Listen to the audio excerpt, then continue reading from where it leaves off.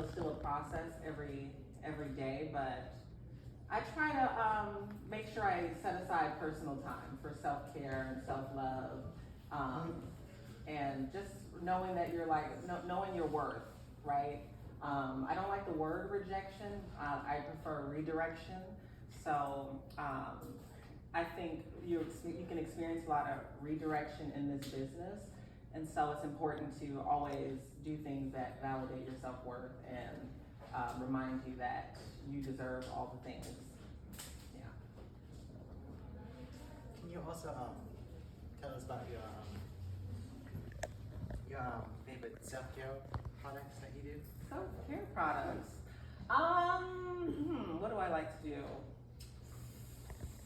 I mean, I guess I just got into like facials and like grooming and like getting my hair done. So those types of things are kind of cool that I like to do. But I don't know if I have like a skincare ritual or routine. But usually, my night for like how I wind down is, I'll wrap my hair up in my bonnet and I'll put on my AirPods and I'll chill on the couch and watch some TikTok videos about like space. I'm obsessed with space, by the way. I don't know why. So that's kind of some of my ritual that I like to do. I find solace, and I have LEDs all around my house, so it's like a disco club. So yeah. Well, living life.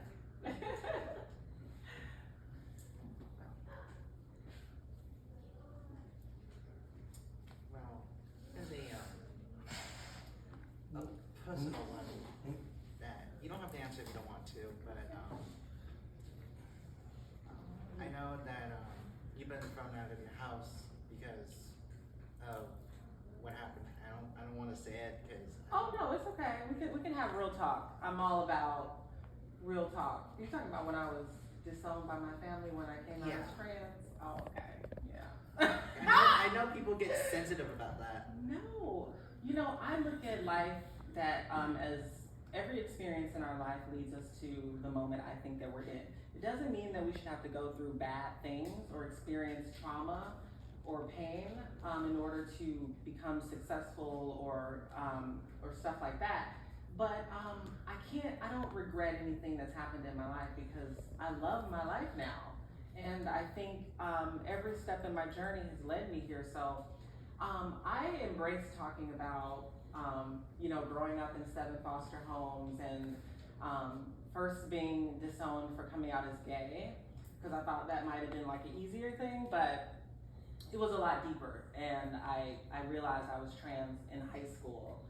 And, that didn't really go over well with my family, so they, sort of disowned I can't curse my dad. I was about to say something. No, it's all right. Yeah. I mean, I curse a lot too, but. It's okay every now and then. I'm not trying to encourage, people. No, it's fine.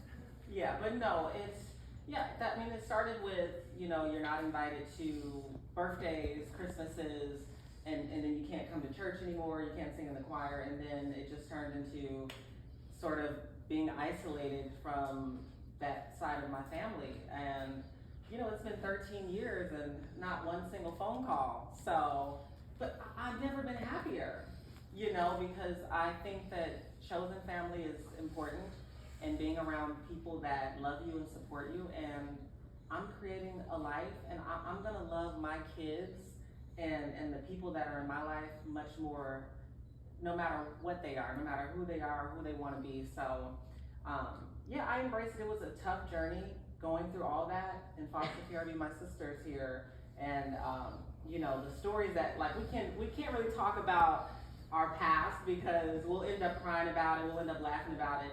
But it was hard. But there's a lot of people going through things. It doesn't mean that the things that I went through aren't valid. It just means that you take the life that you're dealt and you try to make the best of it. So. And what was it like living out of the streets when you got thrown out? Well, we're from Chicago, so it's cold. I was like house hopping at 18, 17, 18, I believe. in Chicago and it was cold, and then someone was like, oh, you should like go to LA and be an actress. They were like, you're really funny. And I had never heard of like an actress, because you know, when you grow up in the hood, you don't really know about these things. You don't know about media, you don't know about entertainment. So I pretty much just packed up my one suitcase and came to LA and lived in a shelter for 3 months. And then I would say off and on in a shelter in a group home and homeless for 2 years. When I first moved here, which was 13 years ago. And, but during that time I went to college and studied drama, and I was doing background work on set. So I was like always determined to like prove all those people wrong, prove my family wrong, that I didn't need them. And then I realized that I didn't need to do that. I was just doing it because I loved working in this business. So. And what made you inspired to do the acting, writing, and the singing, and all that kind of stuff? Like, how did it first started? Well, I think I've always had a passion, right? I remember being in 8th grade, and I was the only male at the time that wanted to do the musical Once on This Island. And it was like a time when people thought boys doing theater and arts was like, you're just gay, like it's not a cool thing. And I remember that early, that I was so passionate about doing it, and I did it. And I think that's where it started. Then in high school, I did show choir, and I was really shy because I was still hiding my identity. And then I think when I got to LA and I was just transitioned, it was like starting over like a whole new person. So I had this confidence and this newfound like love for myself, to where I just thought the sky was the limit. And so I think that was the passion. And when you're in California, in LA, I think it's just so inspiring. Like there's just palm trees and the mountains, and there was the Hollywood sign. I mean, I think it's all trash now. But back then I was like, wow, you know, that was sort of my inspiration for like, I really want to be in this business. And I'll tell you, I think there was a shift that happened. Because at first I just wanted to be famous. I just wanted to like go on red carpets and be like, oh, I'm a superstar. And when I started working on TV, I would get messages from other trans kids all around the country who were dealing with suicidal issues and mental health issues. And they were telling me how inspired they were by, well, I hate talking about this, about seeing me on TV. And so that kind of is the thing that really like changed my perspective. And I was like, oh, maybe this is my purpose. Like maybe I'm supposed to, yeah. So yeah. Mm-hmm. So when these people come in and tell you that you inspire them, what do you usually get out of that? Well, I think some people would take it as like a huge responsibility, but I welcome the responsibility, because I think given the circumstances that I've been through in my life, I feel like I can power through it, and I can be that voice for them. So I take it with like grace, and I take it as it's a huge responsibility, but I welcome it, because you know, lives are at stake.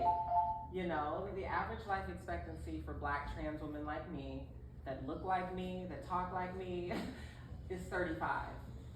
So that's really, really sad. And I think media has the power to shift the way people look at individuals like myself, and people of all backgrounds. I think that's why representation is important. And I'm doing like all I can to make sure that I represent my community, and people all around the world get to know who we really are.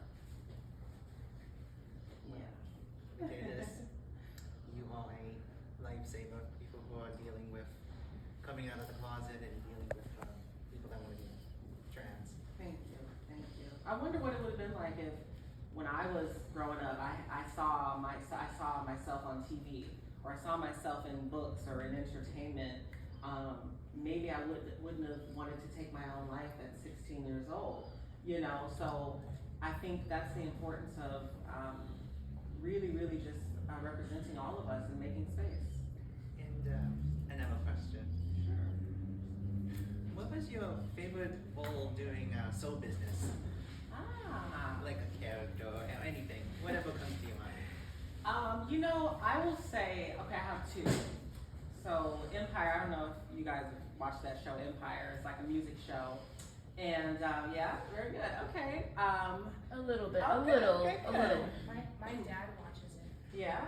Oh, good, good. Well, I came at the end of the show, but it was one of my favorite shows, and I dreamed of like always being on there. And so when I got the call and I was able to do it, it was so much fun because I'm also a singer, and so I like singing. Well, you do have a beautiful voice. Well, thank you. But I got to sing, and it was really cool because the show shoots in Chicago, where I'm from. So it was so nice to like be back home where it all started, where I experienced so much trauma and so much pain. And here I am now going back to live my dreams. You know, I dreamed of being on stage and being on screen, and like now I'm back in my hometown, and my sister came, you know, down to the set, and it was like, it's just a surreal moment that like I'm living proof that like anything is possible, right? Like you can have whatever you want, you can go after your dreams. Like it's not gonna always be easy, but I would say that Empire was my favorite show because of those reasons. And then MacGyver, because I got to play just a character, right? For 5 episodes, we didn't talk about my transness, we didn't talk about, you know, my family or any trauma. Like I got to be an electrical engineer with 5 master's degrees on primetime TV, helping people crack codes and solve murders. Like it was so cool, and so I'm still fighting because I want to do that more and more. But I think that is so cool to get to see all of us with our different backgrounds doing all types of work, right? And not just reducing us to our identities or how we identify. So, yeah. And what was it like being back in the stage when you were helping all the crew and stuff? Oh, on that side? Yeah, on that side. Since you brought it up. I won't talk about Empire behind the scenes, but because you know there's a lot of drama. It's a drama, so there's a lot of drama.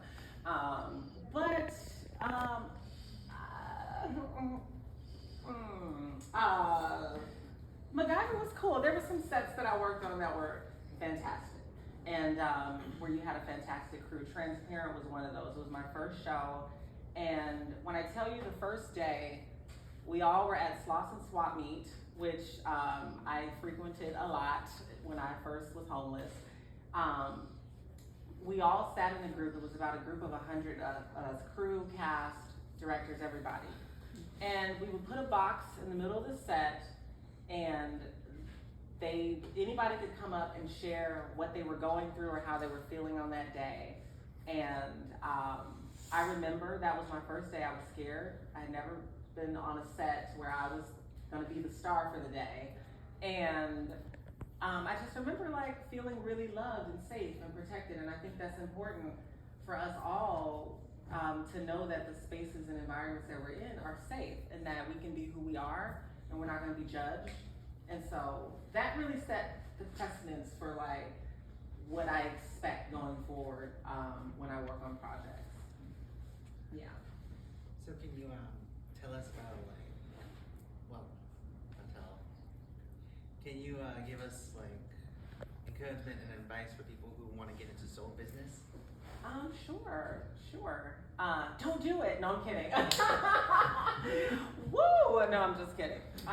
Listen, as challenging as it is at times, and it is very challenging, there's nothing else I'd rather do. You know, I don't want to go wash dishes. I don't want to be a nurse. I don't want to do anything else but tell stories, be a storyteller. And the advice that I would give is that there really is no roadmap, right? There's no blueprint, there's no you know, you get an agent and everything happens for you. I say that you can start today. If you have an idea and you want to be a writer, then just write it.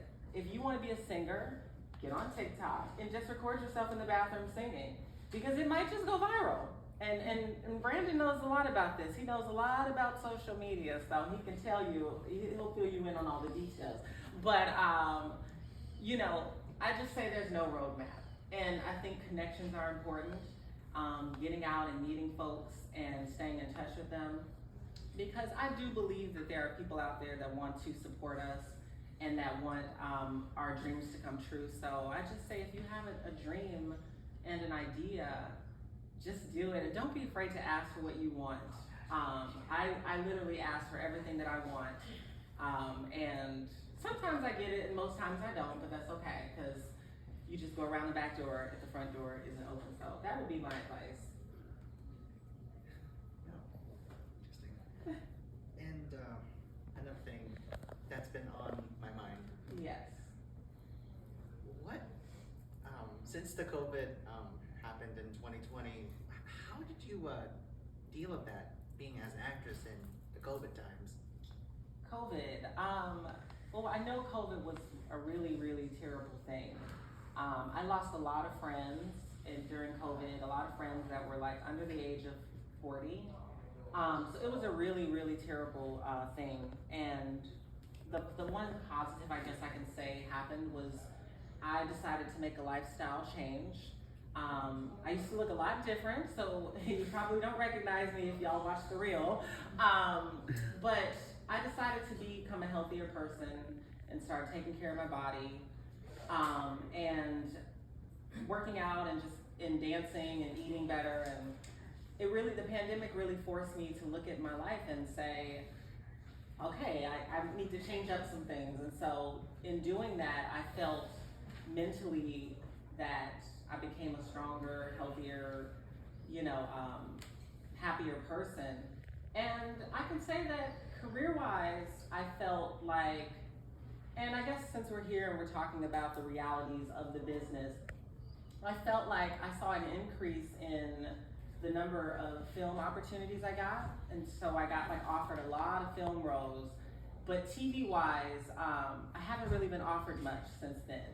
And I think that is because Hollywood, for one, they're not interested in most of our stories. They're just not, which is why it's important for us to create our own content and to create the stories that we want to tell. And so that's kind of the thing that I noticed from the pandemic. And I think that's what kind of fueled me into writing more and filmmaking, because I'm not gonna wait around for this business or someone else to validate my work or my talent. And I also don't want to be 50 by the time I get a leading role.